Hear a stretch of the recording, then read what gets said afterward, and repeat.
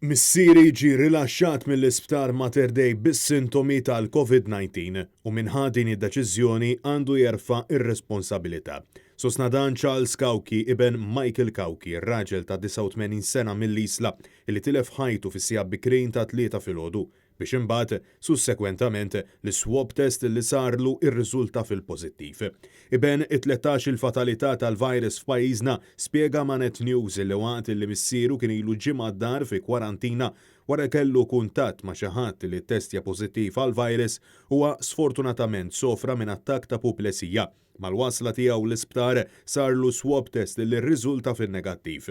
Madankollu malli u lidu ġabruh mill-isptar raw xena differenti mill-istennew u f'inqas minn 24 siegħa tilfu lil missierhom.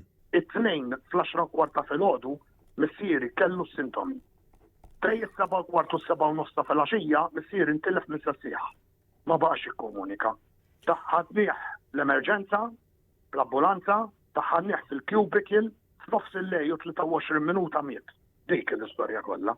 Charles Kauki sostna li mal-wasla tiegħu l-isptar l-esperti mediċi wettqu testijiet meħtieġa fuq missieru apparti li swab test fejn ħareġ illi kellu infezzjoni qawwija fil-pulmun dan ftit ta' sigħat wara illi kien rilaxxat mill-istess sptar.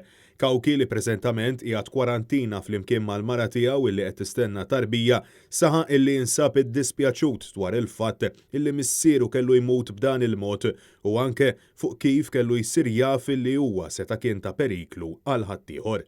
ċempilna l-kamra motwarja biex nedulhom fi xi ħadd l-ħwejjeġ l-għada u għallunna li għandhom problema għax jista' jkun pożittiv bil-COVID. Jiena ċempilt is-sala fejn kien l-M1, ikkuntattjani il-konsulent li kun miegħu għalli iva jiddispjaċini missierek ġie pożittiv għall-COVID. U jinetlu mela għaliex battuh bis-sintomi.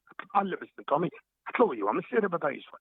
Li kun ma ċempilniex aħna il-kamra motwarja biex immorru bil-ħwejjeġ u għallunna minn hemm kieku aħna bqajna tejjin noħorġu u niltaqgħu man-nies. Wassaħaq illi minkejja dak kollu li kien għaddej minnu xorta waħda ħassu responsabbli li informa lit tim mediku tal-ambulanza li għen lil missieru fl-aktar żmien diffiċli għaliex ħassu fid-dmir illi informhom li l-papa kien ittestja pożittiv.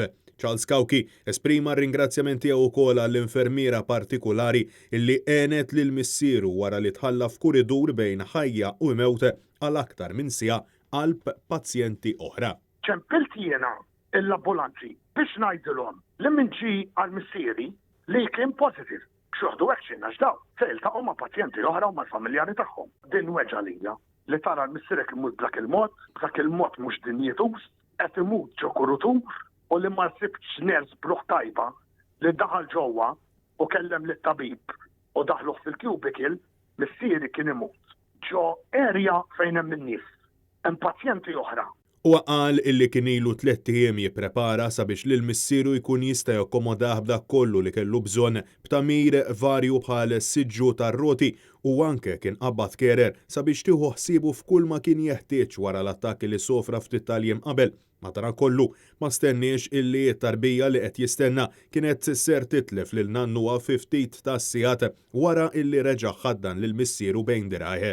Charles sostna li huwa skorrett dak li ntqal fi stqarrija mill-Ministeru għas-Saħħa illi missieru ġie rilaxxat mingħajr sintomi. U għaldaqstant huwa aktar u aktar ta' tħassib illi ħadd ma ntebaħ li lil missieru batuh id-dar bis-sola.